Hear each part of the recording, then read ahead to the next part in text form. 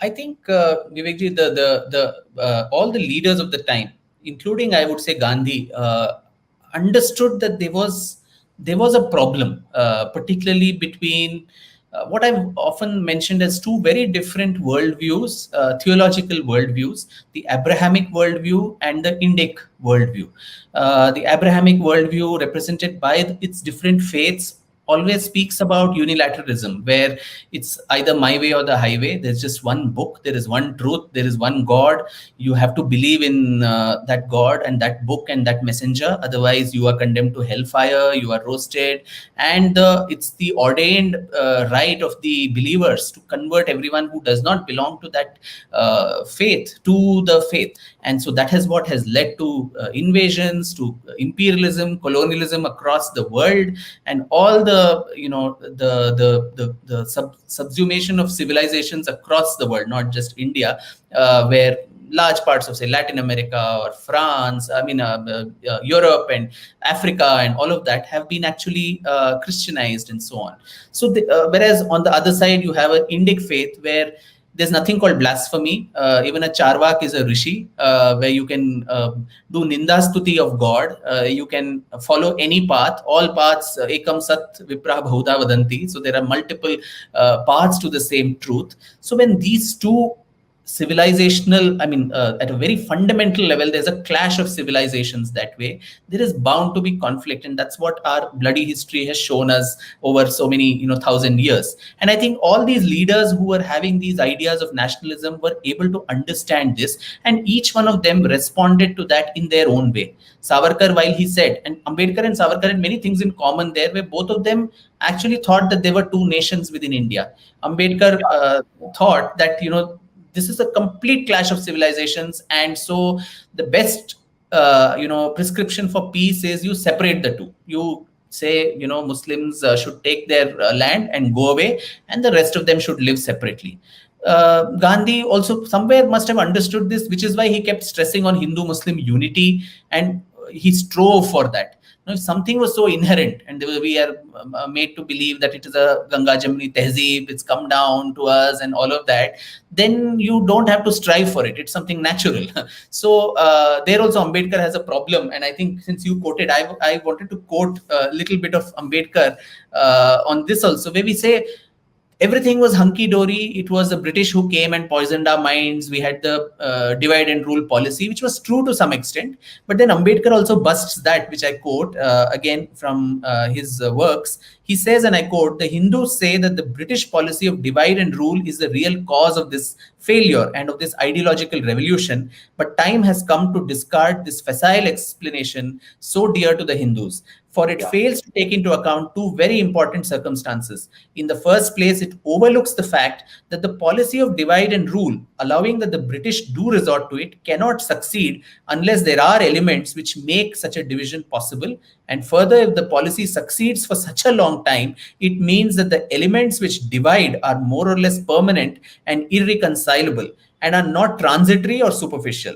Secondly, it forgets that Mr. Jinnah, who represents this ideological transformation, can never be suspected of being a tool in the hands of the British, even by the worst of his enemies. He may be too self-opinionated and egotist without the mask, and has perhaps a degree of arrogance, which is not compensated by any extraordinary intellect or equipment. But at the same time, it is doubtful that there is any politician in India to which the adjective incorruptible can be more fittingly applied. The real explanation of this failure of Hindu-Muslim unity lies in the failure to realize that what stands between the Hindus and Muslims is not merely a matter of difference, and that this antagonism is not to be attributed to material causes. It is formed by causes which take their origin in historical, religious, cultural, and social antipathy, of which political antipathy is only a reflection. These form one deep river of discontent, which, being regularly fed by these sources, keep on mounting to a head and overflowing its ordinary channels." Unquote. And this was Ambedkar. Clear I, and I love candid. that. I love the next paragraph which you have written, immediately after that, what Ambedkar says.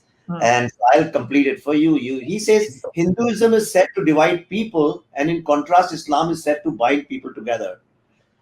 This is only a half truth, for Islam divides as inexorably as it binds. Islam is a close cooperation corporation and the distinction that it makes between Muslims and non-Muslims is very real, very positive, and very alienating distinction. The brotherhood of Islam is not the universal brotherhood of man. It is brotherhood of Muslims for Muslims only.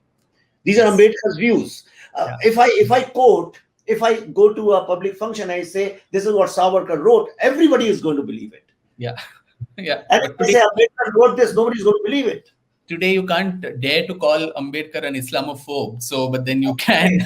So in fact, so that was the extreme view of an Ambedkar. But Savarkar still, I mean, he said we are two nations. As long as a section of the Muslim community has its allegiance to a larger ummah, the brotherhood, and where extraterritorial matters, which are outside the country, that becomes the main, preoccupation rather than this country. But once that feeling of association outside the country goes away, then we are together. In fact, his famous quote is, I keep stressing my Hindu identity because you stress your Muslim identity, and the day you stop stressing your identity, I am someone who's a Vishwamanav, who believes in Vasudhaiv Kutumbakam, who thinks the whole world is a family. So I will come 10 steps ahead and embrace you. So he was still trying to see if, despite these differences, fundamental differences between these two faiths, whether we can live together under a truly secular constitution.